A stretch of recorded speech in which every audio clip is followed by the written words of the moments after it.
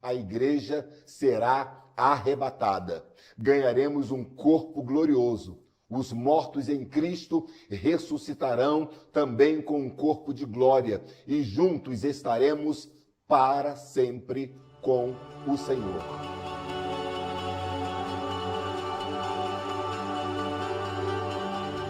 A paz do Senhor. Estamos aqui em mais um vídeo da série Sagradas Escrituras e eu quero conversar contigo sobre o arrebatamento da igreja. Existem várias dúvidas, existem vários enigmas, existem várias especulações acerca de como e quando será o arrebatamento da igreja. Já no primeiro século, o apóstolo Paulo convivia com essas dúvidas e com estes questionamentos. Os crentes estavam sendo martirizados, estavam sendo arrastados pelas casas e mortos pelo império, e nesta perseguição surgia uma dúvida no coração dos irmãos. Os irmãos que já partiram para a glória, eles serão arrebatados juntamente conosco? Eles chegarão no céu primeiro, chegarão depois? Qual será o destino daqueles que já partiram? O apóstolo Paulo então escreve na sua primeira epístola aos Tessalonicenses, e no capítulo 4, a partir do versículo 13, ele elucida esta questão do arrebatamento. Antes de eu estar lendo este texto, vale lembrar que o arrebatamento da igreja é uma doutrina a qual nós cremos piamente, porque o Deus ou o Jesus, quem prometeu que a igreja será arrebatada, o Jesus que prometeu voltar para arrebatar a sua igreja, foi o mesmo Jesus que, segundo João capítulo 1, se encarnou. Foi o mesmo Jesus que operou milagres. Foi o mesmo Jesus que operou maravilhas enquanto estava na terra. Foi o mesmo Jesus que ressuscitou mortos. Foi o mesmo Jesus cujas palavras nenhuma caiu por terra. E se as palavras do nosso Cristo não caem por terra, nós temos plena confiança de acreditar nas suas palavras.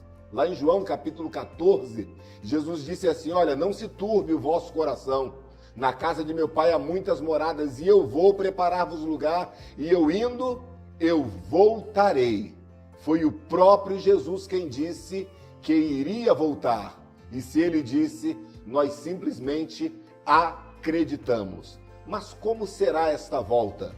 Como será o arrebatamento da igreja? Como será a transformação dos mortos? É esta questão que o apóstolo Paulo elucida aqui em 1 Tessalonicenses, capítulo 4, a partir do versículo 13, quando ele nos diz: não quero, porém, irmãos, que sejais ignorantes acerca dos que já dormem, para que não vos entristeçais, como os demais que não têm esperança. Porque se cremos que Jesus morreu e ressuscitou, assim também aos que em Jesus dormem, Deus os tornará a trazer com ele.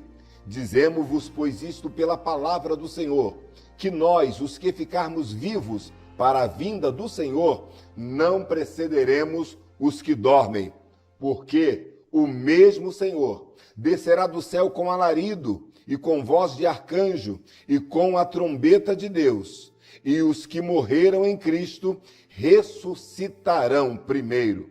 Depois, nós, os que ficarmos vivos, seremos arrebatados, juntamente com eles nas nuvens, a encontrar o Senhor nos ares, e assim estaremos sempre com o Senhor.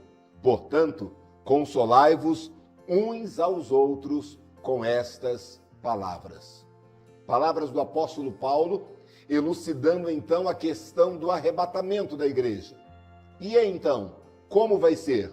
A Bíblia nos declara peremptoriamente que o Senhor Jesus, primeiro, aparecerá nas nuvens. O anjo vai tocar a trombeta e então aqueles que morreram em Cristo ressuscitarão primeiro. É o que diz o texto bíblico. Depois nós, os que ficarmos vivos, seremos transformados e arrebatados. A encontrar o Senhor aqui na terra? Não. Lá no céu? Também não. A Bíblia diz que encontraremos o Senhor nos ares. Que coisa gloriosa!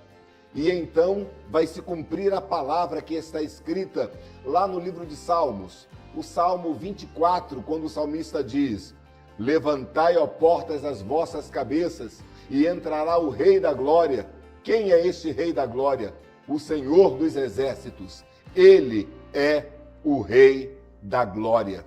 Meus irmãos, o apóstolo Paulo, ao fazer estas declarações acerca da volta de Jesus, ele deixa claro para nós algumas realidades fantásticas do arrebatamento.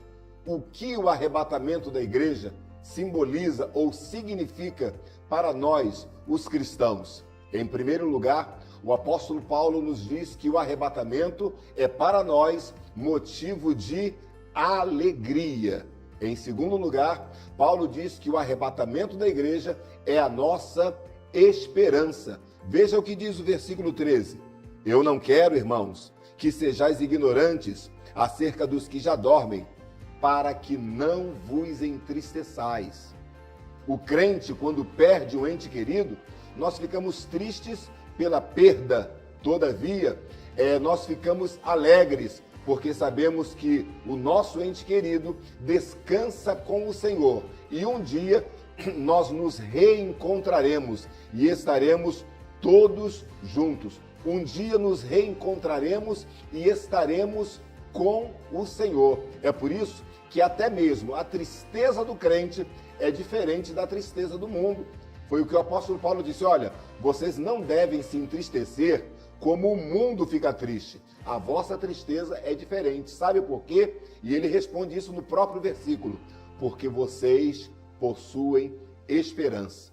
Eu não quero que vocês fiquem tristes como os demais, que não têm esperança. Nós temos esperança. E é esta esperança que nos mantém vivos, é esta esperança que nos mantém alertas, é esta esperança que nos mantém despertados e motivados para a vida cristã. Que esperança é essa? A esperança da volta do Senhor Jesus. É esta esperança que nos motiva e nos mantém de pé. E o apóstolo Paulo continua dizendo: olha, porque se nós acreditamos, se nós cremos que Jesus morreu e ressuscitou, assim também aqueles que morreram, Deus os tornará a trazer com Jesus, ou seja, eles também vão ressuscitar.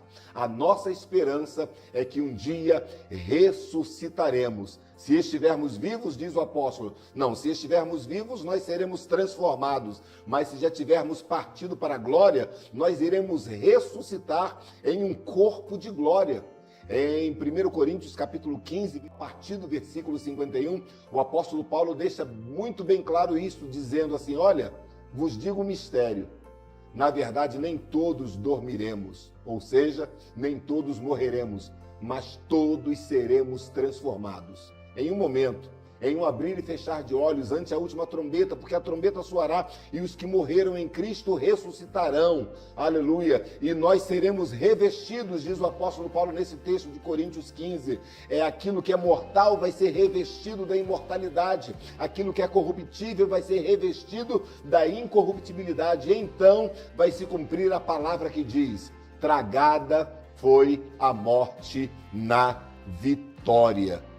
O mesmo Senhor, versículo 16 aqui de 1 Tessalonicenses, o mesmo Senhor descerá do céu. O mesmo Senhor virá nos receber nas nuvens.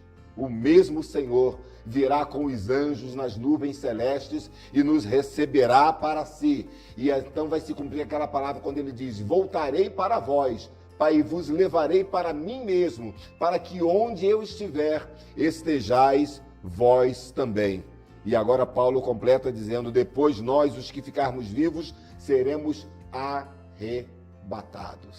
Coisa gloriosa é falarmos sobre o arrebatamento da igreja, é falarmos sobre a volta de Jesus. Jesus vai voltar, a igreja será arrebatada, ganharemos um corpo glorioso, Os mortos em Cristo ressuscitarão também com um corpo de glória e juntos estaremos para sempre com o Senhor. Que fiquemos com esta palavra, que tenhamos esta certeza em nossos corações. Jesus vai voltar, seremos arrebatados e estaremos para sempre com o Senhor. Que esta palavra, como disse Paulo no versículo 18, possa nos servir de consolo, de conforto e certeza da nossa bendita esperança. Maranata, ora vem, Senhor Jesus.